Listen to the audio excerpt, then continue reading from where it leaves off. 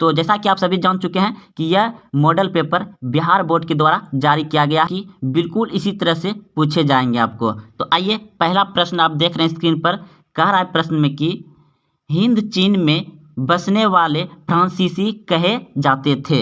हिंद चीन में बसने वाले फ्रांसीसी कहे जाते थे। तो आपके सामने 4 ऑप्शन है, इनमें से कौन सा सही है? अगर आप सी सोचे हैं तो बिल्कुल सही सोचे हैं, क्लोन। हिंद चीन में बसने वाले फ्रांसीसी को क्या कहते थे? क्लोन कहते थे। ऑप्शन नंबर सी सही है। अगला प्रश्न है आपका, रॉलेट एक्ट कब पारित हुआ? रॉलेट एक्ट कब पारित हुआ? तो इस प्रश्न का उत्तर हो जाएगा आपका ऑप्शन नंबर ए, बिल्कुल सही है। 1919 में रॉलेट एक्ट पारित हुआ था।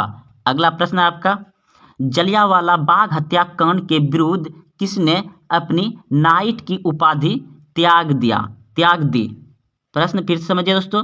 जलियांवाला बाग हत्याकांड 13 अप्रैल 1919 में हुआ था और उसी में नाइट की उपाधि किस व्यक्ति ने त्याग दिया था? तो आपका ऑप्शन है यहाँ पे देख रहे हैं।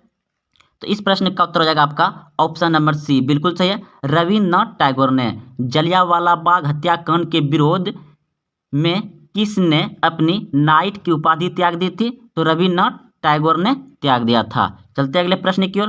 प्रश्न है आपका, जर्मनी के एकीकरण में किसकी भूमिका महत्वपूर्ण थी?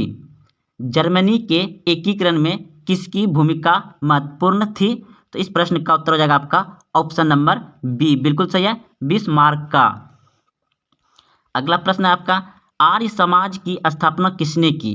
आर्य समाज की स्थापना किसने की? तो इस प्रश्न का उत्तर हो जाएगा आपका ऑप्शन नंबर सी, बिल्कुल सही है, स्वामी दयानंद सरस्वती ने। आर्य समाज की स्थापना किसने की? स्वामी दयानंद सरस्वती ने। अगला प्रश्न है आपका, पूर्ण स्वराज की मांग का प्रस्ताव कांग्रेस के किस वार्षिक अधिवेशन में पारित हुआ? पूर्ण स्वराज की मांग का प्रस्ताव कांग्रेस के किस वार्षिक अधिवेशन में पारित हुआ? तो इस प्रश्न का उत्तर हो जाएगा आपका ऑप्शन नंबर ए, बिल्कुल सही है, 1929 में लाहौर अधिवेशन, 1929 लाहौर अधिवेशन में पारित हुआ था पूर्ण स्वराज की मांग। अगला प्रश्न आपका, प्रश्न है, भारत में सूती वस्त्र की प्रथम मिल खोली गई। भारत में प्रथम सूती मिल की खोली गई। तो इस प्रश्न का उत्तर हो जाएगा आपका ऑप्शन नंबर बी, बिल्कुल सही है, मुंबई में। भारत में सूती वस्त्र की प्रथम मिल कहाँ खोली गई है? मुंबई में। ऑप्शन नंबर बी सही है। अगला प्रश्न आपका, अखिल भारतीय ट्रेड यूनियन कांग्रेस के प्रथम अध्यक्ष कौन थे? तो इस प्रश्न का उत्तर हो जाएगा आपका ऑप्शन नंबर बी, बिल्कुल सही है, लाला लाजपत राय। लाला लाजपत राय। अगला प्रश्न है, हिंद चीन क्षेत्र में अंतिम युद्ध की समाप्ति के समय अमेरिकी राष्ट्रपति कौन थे? तो इस प्रश्न का उत्तर हो जाएगा आपका ऑप्शन नंबर बी, बिल्कुल सही है, निक्सन। हिंद चीन क्षेत्र में अंतिम युद्ध की समाप्ति के समय अमेरिकी राष्ट्रपति कौन थे? निक्सन। ऑप्शन नंबर बी सही है। अगला प्रश्न आपका, प्रश्न है, विक्टर एमुल ने किसे प्रधानमंत्री नियुक्त किया था? प्रश्न है, विक्टर एमुनुएल ने किसे प्रधानमंत्री नियुक्त किया? तो इस प्रश्न का उत्तर हो जाएगा आपका काउंट कपूर को। ऑप्शन नंबर सी, बिल्कुल सही है, काउंट कपूर को। अगला प्रश्न है, रक्त और लौह की नीति का अवलंबन किसने किया? प्रश्न है, रक्त और लौह की नीति का अवलंबन किसने किया? तो इस प्रश्न का उत्तर हो जाएगा आपका ऑप्शन नंबर डी, बिल्कुल सही है, बिस्मार्क ने। किसने किया? बिस्मार्क ने। आपको इस तरह पूछ दिया जाएगा प्रश्न कि रक्त और लौह की नीति किसने अपनाई? तो बिस्मार्क ने। अगला प्रश्न है, नई आर्थिक नीति एनईपी कब लागू हुई? नई आर्थिक नीति एनईपी कब लागू हुई? तो इस प्रश्न का उत्तर हो जाएगा आपका 1921 ईस्वी में। ऑप्शन नंबर सी सही है। अगला प्रश्न है आपका, इंडियन स्टूडरी कमीशन का अन्य नाम क्या है? तो इस प्रश्न का उत्तर हो जाएगा आपका ऑप्शन नंबर बी, बिल्कुल सही है, साइमन कमीशन। अगला प्रश्न है, महात्मा गांधी ने किस समाचार पत्र का संपादन किया? महात्मा गांधी ने किस समाचार पत्र का संपादन किया? तो ऑप्शन नंबर बी बिल्कुल सही थे आप, यंग इंडिया का। अगला प्रश्न है, गुटेनबर्ग ने सर्वप्रथम किस पुस्तक की छपाई की? तो ऑप्शन नंबर सी बिल्कुल सही है, बाइबल। अगला प्रश्न है, अशोक का अभिलेख किस लिपि में है? अशोक का अभिलेख किस लिपि में है? तो ब्राह्मणी लिपि में है, ऑप्शन नंबर ए। अगला प्रश्न है, बंगाल विभाजन कब वापस लिया गया? बंगाल विभाजन कब वापस लिया गया? तो ऑप्शन नंबर सी बिल्कुल सही है, बंगाल विभाजन को 1911 ईस्वी में वापस लिया था। और बंगाल विभाजन कब लागू हुआ था? 1905 ईस्वी में। बंगाल विभाजन लागू कब हुआ था? 1905 में। वापस कब लिया? 1911 ईस्वी में। ऑप्शन नंबर सी सही है इस प्रश्न का उत्तर। अगला प्रश्न आपका, रूस में कब दशरथ समाप्त किया गया? तो इस प्रश्न का उत्तर हो जाएगा आपका ऑप्शन नंबर ए बिल्कुल सही है, 1861 ईस्वी में। 1861 ईस्वी में। अगला प्रश्न है, किस सम्मेलन में 1 मई को मजदूर दिवस मनाने की निर्णय लिया गया? किस सम्मेलन में 1 मई को मजदूर दिवस मनाने का निर्णय लिया गया? तो इस प्रश्न का उत्तर हो जाएगा आपका ऑप्शन नंबर बी बिल्कुल सही है, द्वितीय अंतर्राष्ट्रीय सम्मेलन। द्वितीय अंतर्राष्ट्रीय सम्मेलन, ऑप्शन नंबर बी सही है। अगला प्रश्न आपका, हो ची मिन की सरकार थी? तो इस प्रश्न का उत्तर हो जाएगा आपका ऑप्शन नंबर बी बिल्कुल सही है, उत्तरी वियतनाम में। अगला प्रश्न आपका, वार एंड पीस किसने लिखी? वार एंड पीस किसने लिखी? तो इस प्रश्न का उत्तर हो जाएगा आपका ऑप्शन नंबर बी बिल्कुल सही है, टॉलस्टॉय ने। अगला प्रश्न है, सोवियत संघ का विघटन हुआ था? सोवियत संघ का विघटन हुआ था? तो इस प्रश्न का उत्तर हो जाएगा आपका ऑप्शन नंबर ए बिल्कुल सही है, 1991 में। सोवियत संघ का विघटन कब हुआ था? 1991 ईस्वी में। अगला प्रश्न है आपका, पटना को आजीमाबाद नाम किसने दिया? तो इस प्रश्न का उत्तर हो जाएगा अजीम उस शान। ऑप्शन नंबर बी सही है, पटना को आजीमाबाद नाम किसने दिया था? तो अजीम उस सन ने। ऑप्शन नंबर बी सही है। अगला प्रश्न है, पाटलिपुत्र नगर की स्थापना किसने की? पाटलिपुत्र नगर की स्थापना किसने की? तो अजातशत्रु ने। ऑप्शन नंबर सी सही है, पाटलिपुत्र की नगर की स्थापना किसने की थी? अजातशत्रु ने। अगला प्रश्न है आपका, भारत में राष्ट्रीय आय की गणना किस संस्था द्वारा की जाती है? भारत में राष्ट्रीय आय की गणना किस संस्था द्वारा की जाती है? तो इस प्रश्न का उत्तर हो जाएगा आपका ऑप्शन नंबर ए बिल्कुल सही है, केंद्रीय सांख्यिकी संगठन। केंद्रीय सांख्यिकी संगठन के द्वारा भारत में राष्ट्रीय आय की गणना की जाती है। ऑप्शन नंबर ए सही है। अगला प्रश्न है आपका, योजना आयोग का गठन कब हुआ? योजना आयोग का गठन कब हुआ? तो इस प्रश्न का उत्तर हो जाएगा आपका ऑप्शन नंबर ए बिल्कुल सही है, 15 मार्च 1950 को। 15 मार्च 1950 को योजना आयोग का गठन हुआ था। अब योजना आयोग के स्थान पर नीति आयोग लाया गया है और योजना आयोग का अध्यक्ष कौन होता है? प्रधानमंत्री। तो चलते अगले प्रश्न की ओर। प्रश्न है, उत्पादन के साधन पर निजी व्यक्तियों का स्वामित्व होता है? तो इस प्रश्न का उत्तर हो जाएगा आपका ऑप्शन नंबर बी बिल्कुल सही है, पूंजीवादी अर्थव्यवस्था में उत्पादन के साधनों पर निजी व्यक्तियों का स्वामी कौन होता है? पूंजीवादी अर्थव्यवस्था में। पूंजीवादी अर्थव्यवस्था, ऑप्शन नंबर बी सही है। अगला प्रश्न आपका, गैस और बिजली उत्पादन किस क्षेत्र का अंग है? गैस और बिजली उत्पादन किस क्षेत्र का अंग है?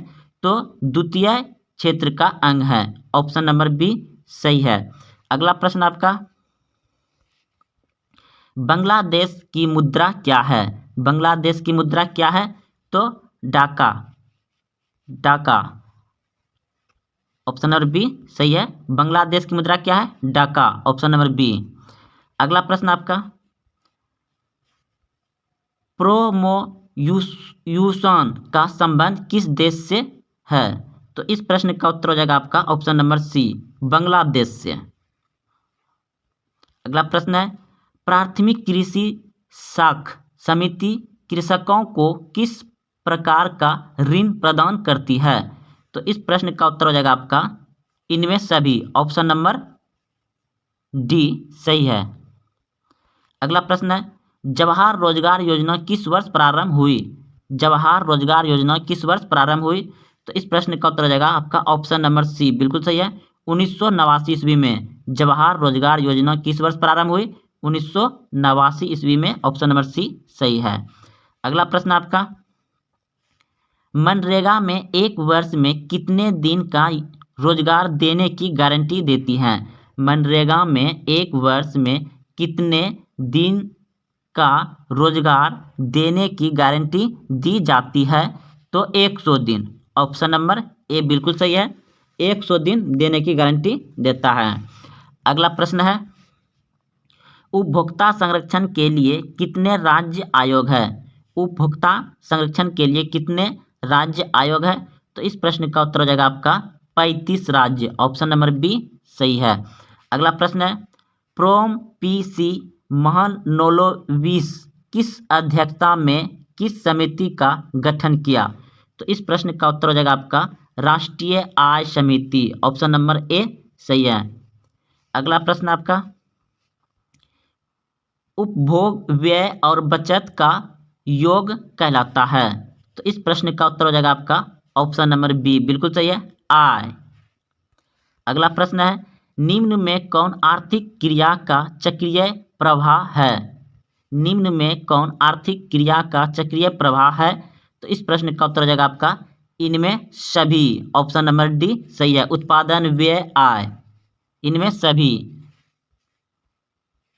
ऑप्शन नंबर डी सही है। अगला प्रश्न आपका, भारत में सर्वप्रथम राष्ट्रीय आय का अनुमान कब लगाया गया? भारत में सर्वप्रथम राष्ट्रीय आय का अनुमान कब लगाया गया? तो इस प्रश्न का उत्तर हो जाएगा आपका ऑप्शन नंबर बी बिल्कुल सही है, 1868 ईस्वी में। और किसने लगाया था? दादा भाई नौरोजी ने लगाया था भारत में सर्वप्रथम आय का अनुमान। अगला प्रश्न है, निम्न में से कौन सहकारिता का मूलभूत तत्व नहीं है? तो इस प्रश्न का उत्तर हो जाएगा आपका ऑप्शन नंबर ए बिल्कुल सही है, अनिवार्य सदस्यता, ऑप्शन नंबर ए सही है। अगला प्रश्न आपका, इनमें से कौन गैर आर्थिक आधारित संरचना है? तो इस प्रश्न का उत्तर हो जाएगा आपका ऑप्शन नंबर सी बिल्कुल सही है, स्वास्थ्य। अगला प्रश्न आपका, संविधान का 74वां संशोधन संबंधित है? संविधान का 74वां संविधान संशोधन है। तो इस प्रश्न का उत्तर हो जाएगा आपका ऑप्शन नंबर बी बिल्कुल सही है, नगरीय शासन व्यवस्था में, नगरीय शासन व्यवस्था में। अगला प्रश्न है आपका,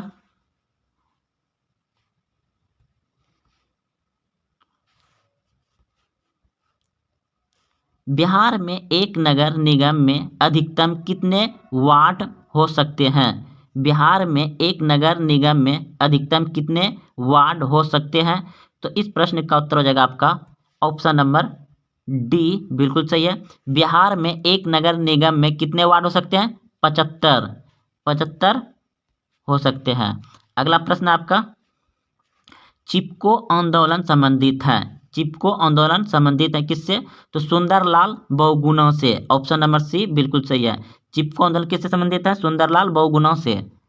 अगला प्रश्न आपका, नेपाल में सप्ताह दलीय संगठन क्यों किया गया? तो इस प्रश्न का उत्तर हो जाएगा आपका ऑप्शन नंबर ए बिल्कुल सही है, लोकतंत्र की स्थापना हेतु। अगला प्रश्न है, बहुजन समाज पार्टी की स्थापना किसने की? बहुजन समाज पार्टी की स्थापना किसने की? तो इस प्रश्न का उत्तर होगा आपका ऑप्शन नंबर सी बिल्कुल सही है, काशीराम। बहुजन समाज पार्टी की स्थापना किसने की? काशीराम। अगला प्रश्न आपका, दल बदल कानून लागू होता है? दल बदल कानून लागू होता है?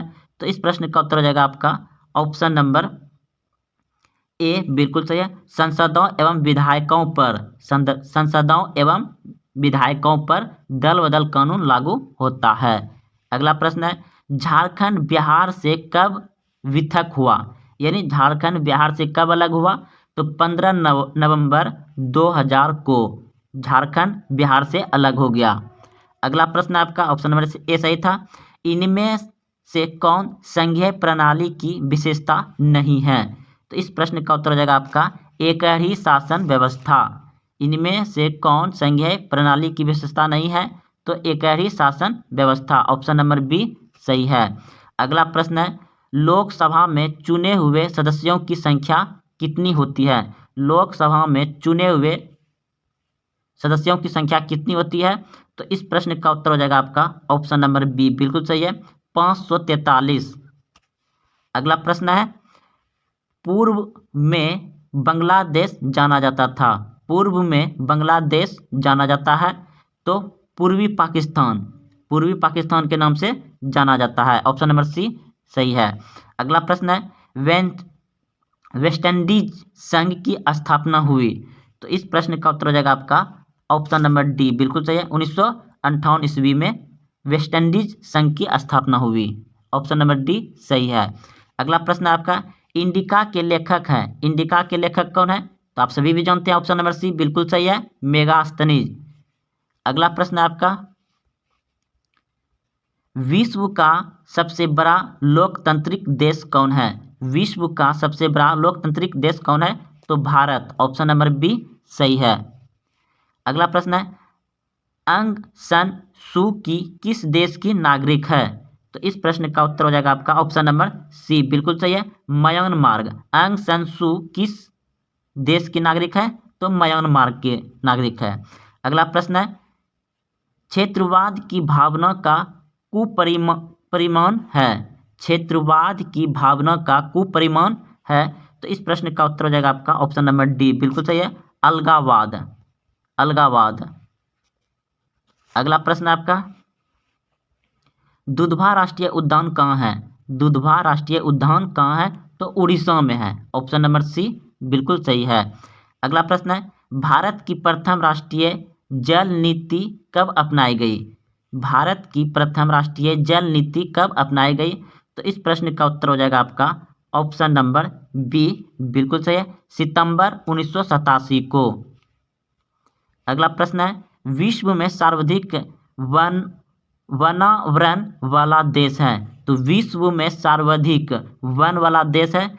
तो इस प्रश्न का उत्तर हो जाएगा आपका रूस, ऑप्शन नंबर ए सही है। अगला प्रश्न है, किस मृदा में ह्यूमस की मात्रा नगण्य होती है, यानी कि कम होती है? तो इस प्रश्न का उत्तर हो जाएगा आपका ऑप्शन नंबर ए बिल्कुल सही है, लेटेराइट मृदा में।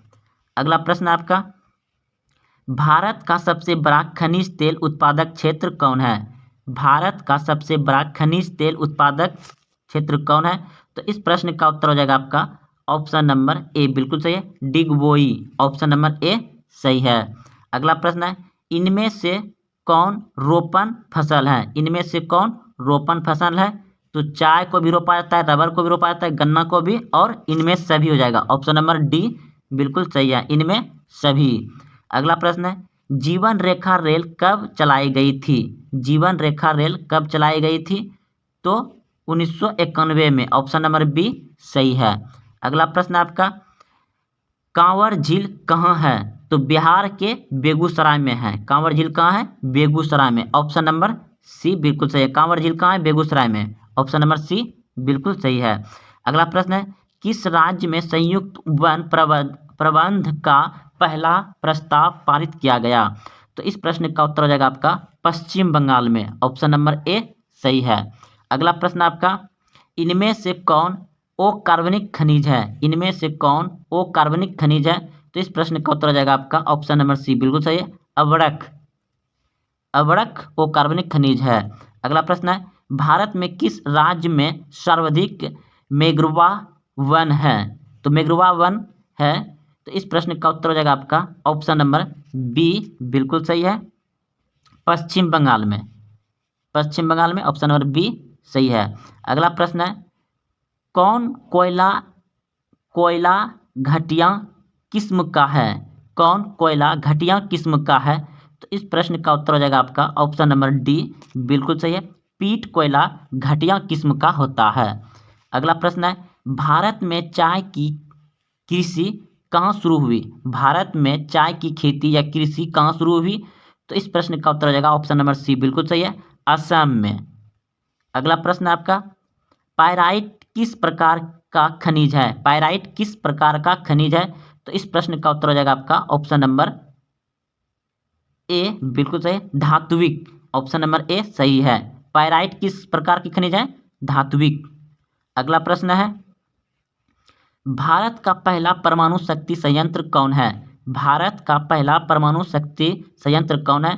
तो इस प्रश्न का उत्तर हो जाएगा तारापुर। ऑप्शन नंबर ए सही है। अगला प्रश्न है, कोडरमा का संबंध किस खनिज से है? तो इस प्रश्न का उत्तर हो जाएगा अभ्रक से।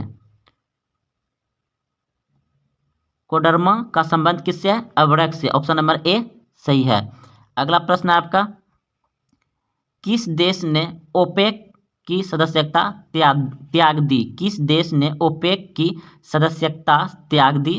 तो इस प्रश्न का उत्तर हो जाएगा आपका ऑप्शन नंबर डी, बिल्कुल सही है, कतर। कतर ने ओपेक की सदस्यता त्याग दी। अगला प्रश्न है, इनमें कौन जूट का अग्रणी उत्पादक है? इनमें कौन जूट का अग्रणी उत्पादक है? तो इस प्रश्न का उत्तर हो जाएगा आपका सी, बांग्लादेश। सबसे ज़्यादा जूट का उत्पादन होता है बांग्लादेश में। अगला प्रश्न है, असवन बांध किस नदी से संबंधित है? तो इस प्रश्न का उत्तर हो जाएगा आपका ऑप्शन नंबर सी, बिल्कुल सही है, नील नदी से। नील नदी से। अगला प्रश्न है आपका, इनमें से कौन प्राकृतिक आपदा नहीं है? इनमें से कौन प्राकृतिक आपदा नहीं है? तो आतंकवाद। आतंकवाद क्या है? ये मानवीय आपदा है। अगला प्रश्न है, विनाशकारी भूकंप से बिहार किस वर्ष प्रभावित हुआ था? तो 1934 ईस्वी में। ऑप्शन नंबर डी सही है। अगला प्रश्न आपका, बाढ़ के समय कौन स्थान सुरक्षित है? तो बहुत ही आसान बात है, बाढ़ के समय कौन स्थान सुरक्षित है? तो ऊंची भूमि। ऑप्शन नंबर ए सही है। अगला प्रश्न है, भूस्खलन से अभिप्राय है। तो भूस्खलन होता है कोई भी चीज सरकना, यानी कि गिर जाना धीरे धीरे। तो क्या मलबों का सिसकना, चट्टानों का गिरना, चट्टानों का सिसकना, इनमें सभी हो जाएगा। यानी कि भूस्खलन मतलब ही होता है कोई चीज सिसकना, गिरना, तो इनमें सभी हो जाएगा। भूस्खलन सभी हो जाएगा। आकस्मिक प्रावधान का प्रमुख घटक है। तो इस प्रश्न का उत्तर हो जाएगा आपका ऑप्शन नंबर डी, बिल्कुल सही है, इनमें सभी। इनमें सभी। अगला प्रश्न है, भूकंप संभावित क्षेत्र में भवनों की आकृति होनी चाहिए। तो कैसा होना चाहिए? इस प्रश्न का उत्तर हो जाएगा आपका ऑप्शन नंबर बी, बिल्कुल सही है, त्रिभुजाकार होना चाहिए। तो दोस्तों इसमें 80 ही प्रश्न थे जो कि बिहार बोर्ड के द्वारा जारी किया गया यह मॉडल पेपर है और इसी आधारित प्रश्न आपको पूछे जाएंगे। तो आप इस वीडियो को एक दो बार देखें और सभी प्रश्न को याद कर लें। तो मिलते हैं कल। जय हिंद, जय भारत।